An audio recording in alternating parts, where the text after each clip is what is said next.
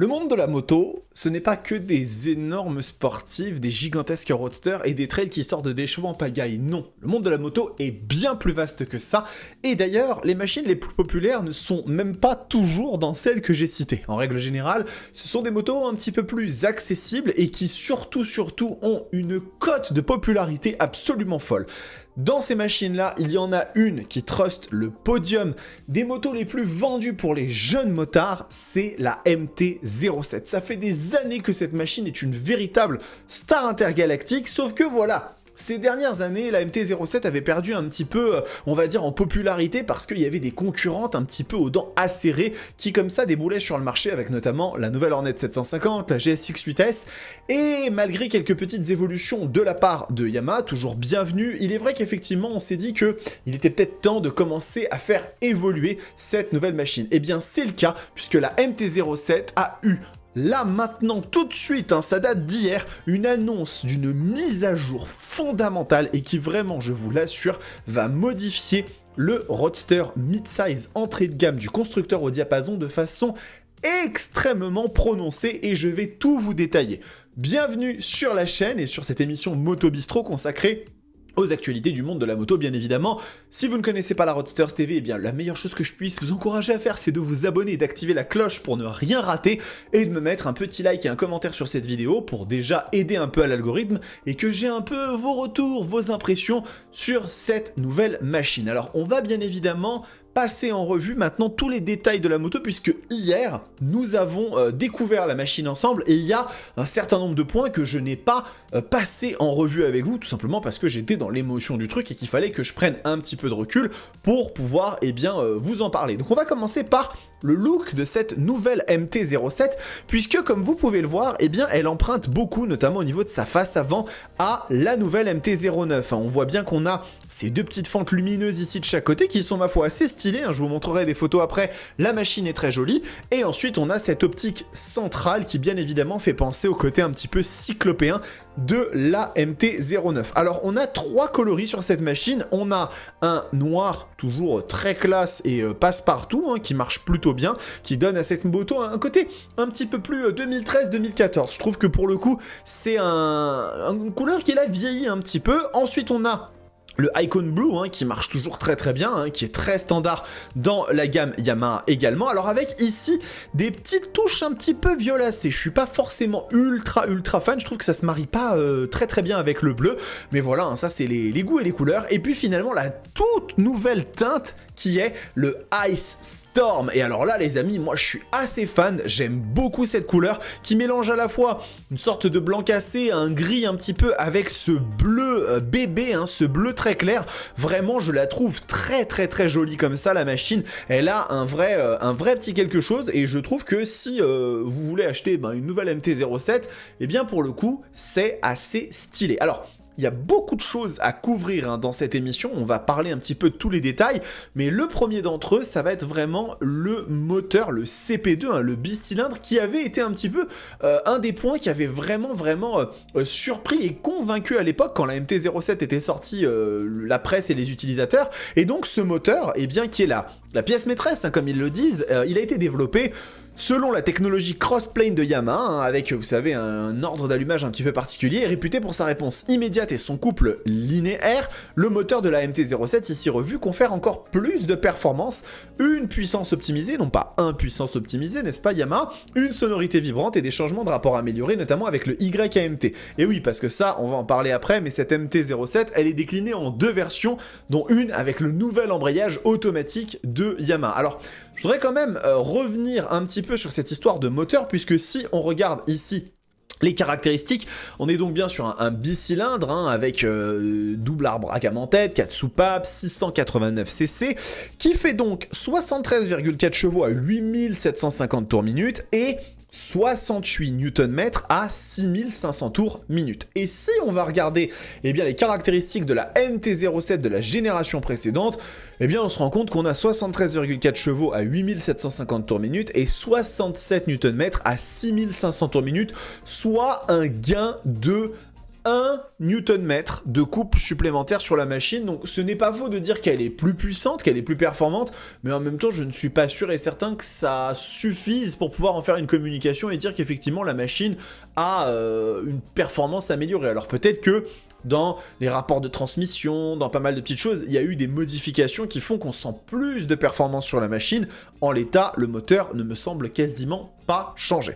Alors on va quand même regarder autre chose qui est très intéressant sur cette MT-07, c'est une technologie qui avait été mise en place sur la MT-09, c'est l'amplification acoustique. Et oui, cette moto a, sur le dessus, sur le réservoir, eh bien, des petites grilles qui permettent d'exploiter la sonorité au niveau du système d'admission de la moto, la boîte à air, en l'améliorant et en le canalisant vers le pilote afin d'augmenter les sensations offertes par le couple bicylindre de la MT. Et ça, c'était un sujet qui avait été quand même un petit peu débattu, un petit peu discuté, parce qu'il y en avait qui disaient que finalement ça ne leur faisait pas de grande différence, hein, quand on était allé essayer la MT-09 à Lanzarote dans les îles Canaries.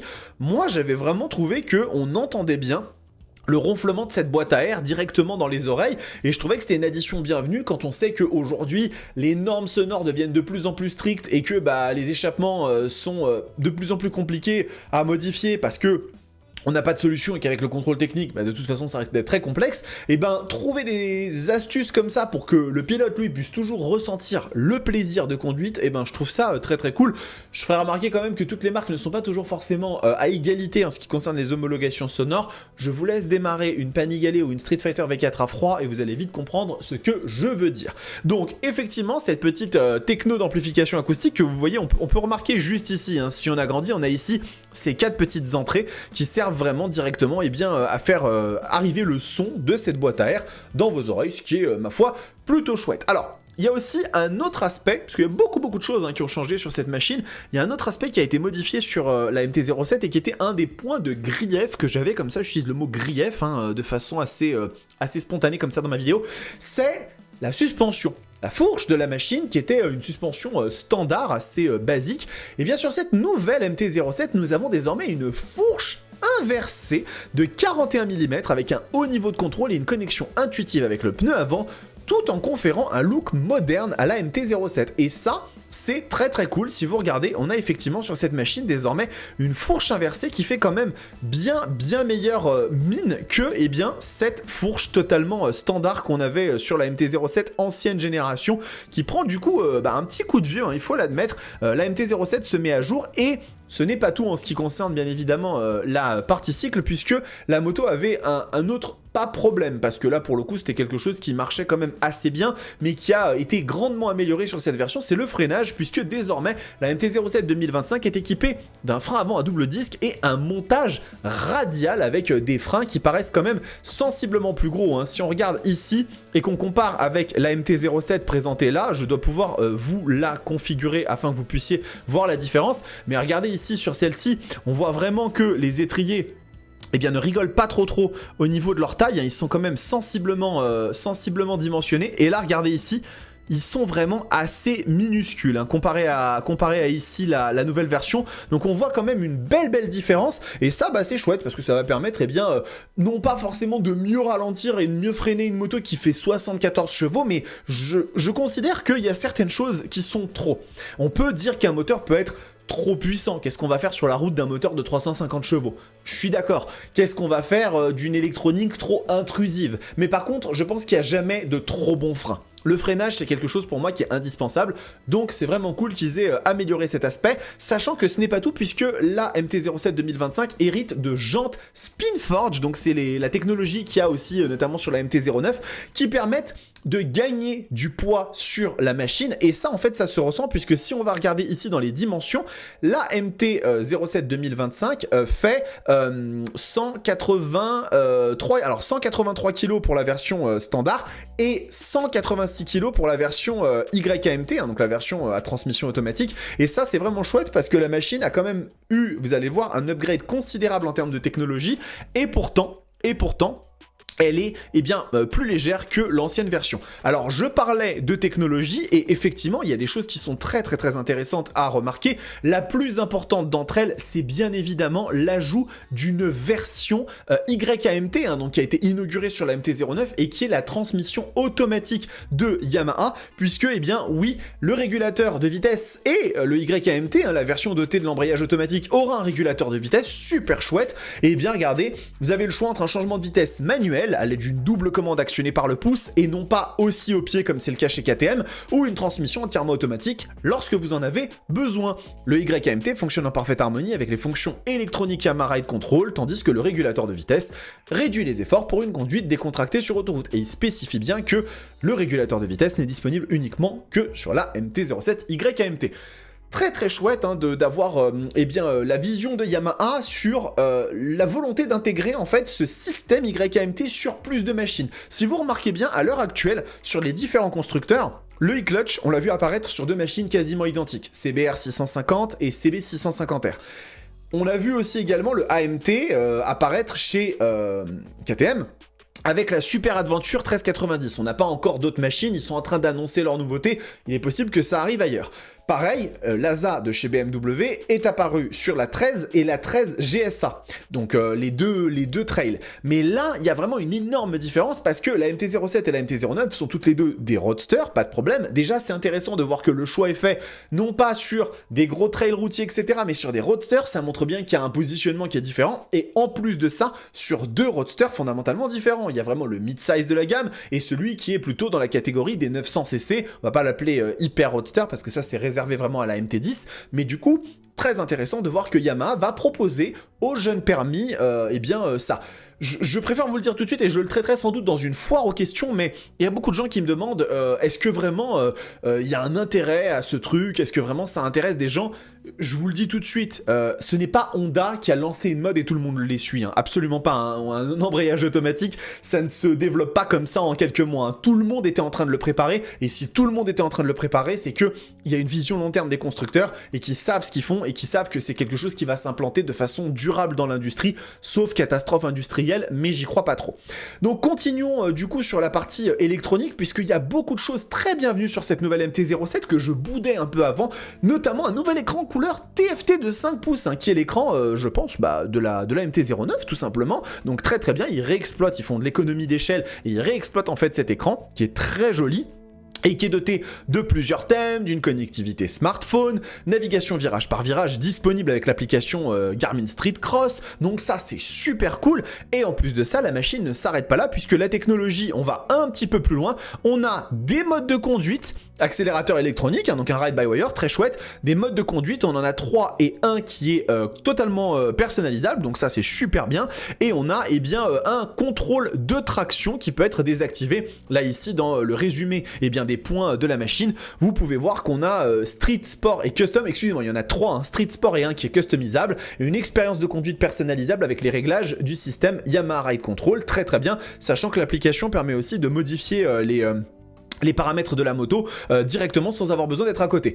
Donc pour le coup, la machine passe vraiment un cap, je trouve, en ce qui concerne la technologie. Alors elle n'est pas encore au niveau d'une CF Moto 800 NK, ou d'une Hornet 750 pour avoir un concurrent plus direct. On est vraiment sur une machine qui reste encore un peu plus léger, donc la question qui va se poser, ça va être le prix et la dispo. Aujourd'hui, on n'a pas encore ces informations-là. J'ai fait un peu le tour des sites, que ce soit allemand, belge, vous savez, des fois les informations arrivent assez rapidement. Je n'ai pas l'information. Je ne sais pas quand est-ce qu'elle va arriver dans cette nouvelle version.